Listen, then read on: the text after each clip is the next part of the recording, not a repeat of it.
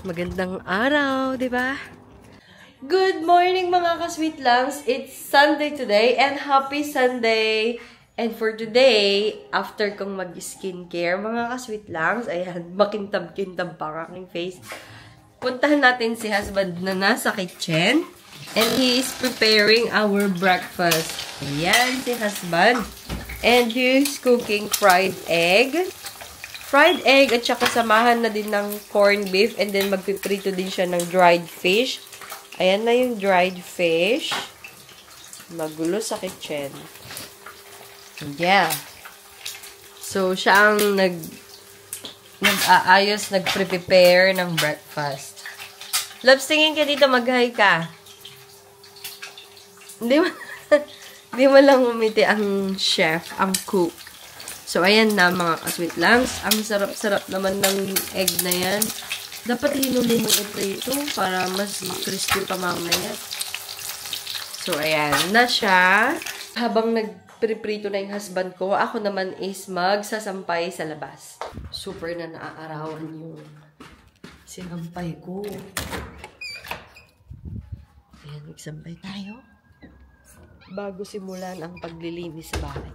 Actually, kahapon, naglinis naman na ako mga ka-sweet langs. Nag-ano na ako kahapon, nag-mop, nag-dust, nag-dusting, nag-mop, at saka nag-hoover ako kahapon. Ayan, lagay ka lang dyan. Whoop! So, sampay mo lang dito. Diba? Tari. Nakatingin kasi sa camera eh. So, spread mo lang dyan.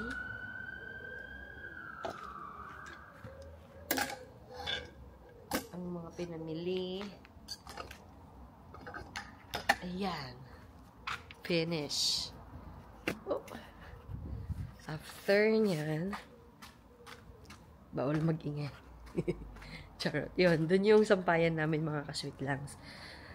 Para sa lahat yan. Pero parang ako lang yung nagsasampay. Never ko pang nakita yung mga neighbor ko na nagsasampay.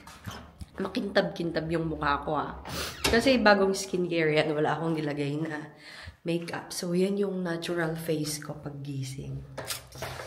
Yan. So,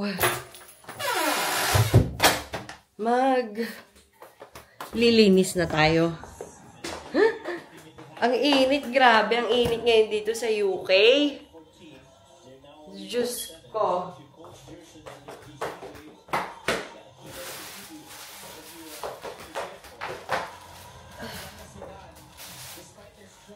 Ang init ngayon. Kailangan mo talaga ng pasensya.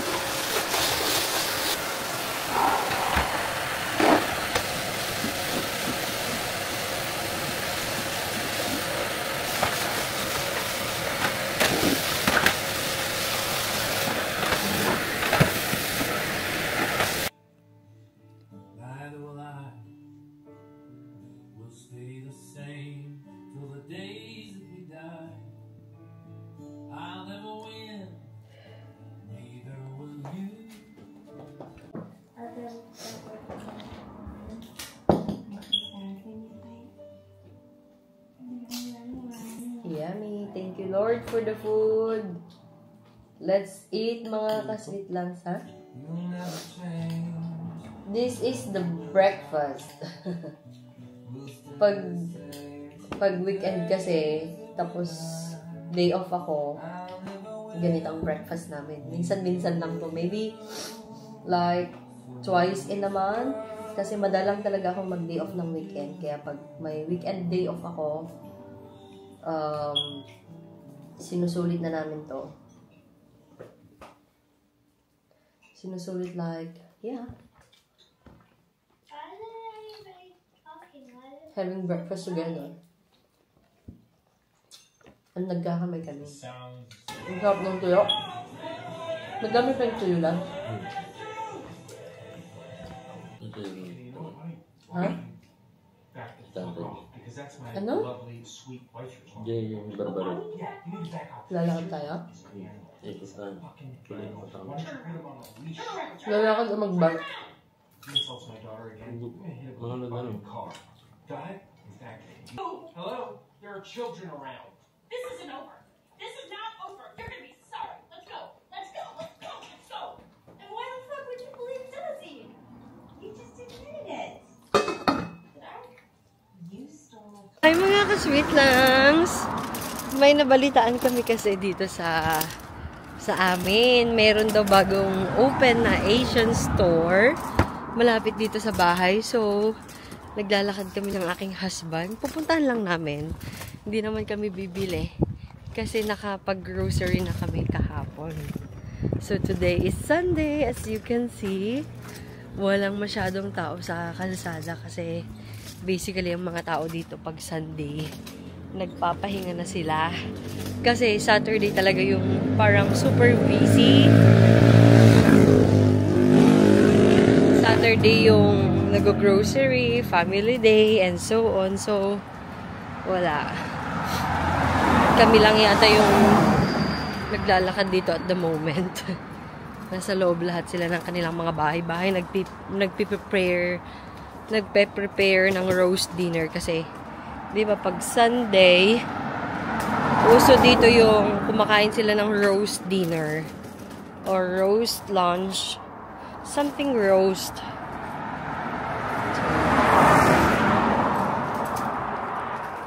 Malayo-layo pa yata. Yung asawa ka laki ng box set niya. Hindi mo lang siya grabe, hindi mo lang siya mag-supply. Oh, ganyan na lang talaga. Wala talagang supply. Love, saan ang punta mo? Tignan mo nga naman yung basket mo, ang dumi-dumi.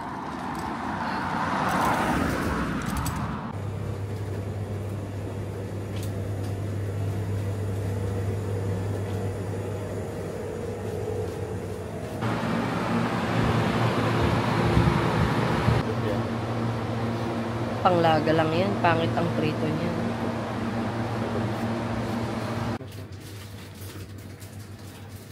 Wala na bang bawang doon?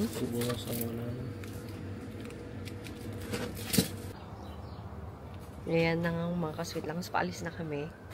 Pinakita lang namin sa inyo yung store. Yan yung store. That's the store. Cash and carry. And then we're going back again. Oh!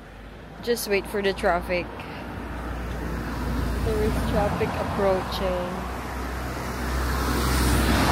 Bumili lang kami ng saging. Alam niyo yung senyoritang saging? Yung maliliit. Manamis-namis. Yun lang yung binili namin. Naglakad pa kami ng 1 mile. Para lang sa saging. Akala ko naman kung ano-ano naman yung sabi ng asawa ko. Sabi niya, may tindahan ng ganito, ganyan, blah, blah, blah, blah. Yun lang pala. Hindi siya talaga pure Asian. But may portion lang siya ng Asian product. So, yeah. At least, mas malapit na yung bibilhan namin ng malunggay. Kasi, usually, pag bumibili ako ng malunggay, doon kami sa Londi's, malapit sa service namin sa Ambleside. Pero, now, at least, pag dyan bumili yung husband ko, dadaanan lang niya. So, pupunta na kami ngayon ng Lidl to buy wood saw and some yun lang yun yung bibilihin namin kasi kahapon completed na namin yung groceries namin. Ang ganda ng ilog.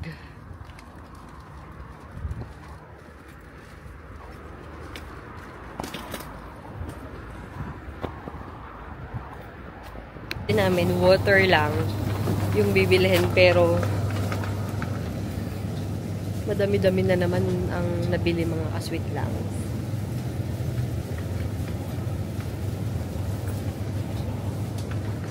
Water lang daw, pero puno na yung cart niya. Ayan. So, sunod lang ta. Ay, loves! Yung mga condensed milk ganon, hindi na mo nabibili? Wag muna? Kulang yun. Ilagay mo dyan. So, bili tayo ng condensed milk. Wala nang lalagyan. My goodness. So, 59p lang ang condensed nila. Mga nasa 30 pesos. Tapos, bibili tayo ng evap. 2 evap. Wala na?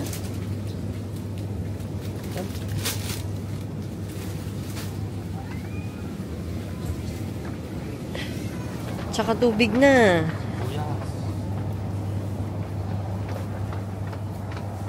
Puno na naman yung cart niya, oh. Hindi na kasya sa basket namin. Wala pa naman kaming dalang extra bag.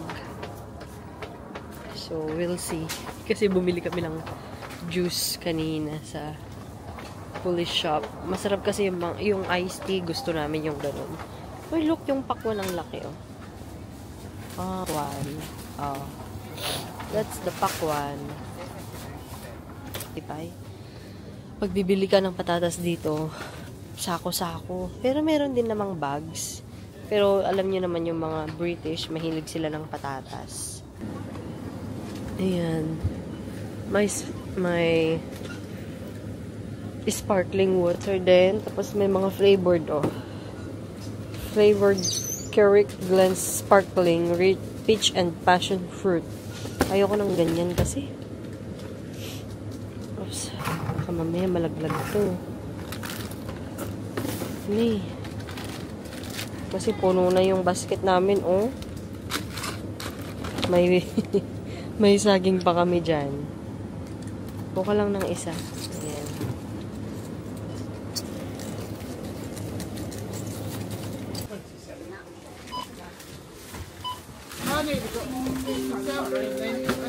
Tell number 4, please.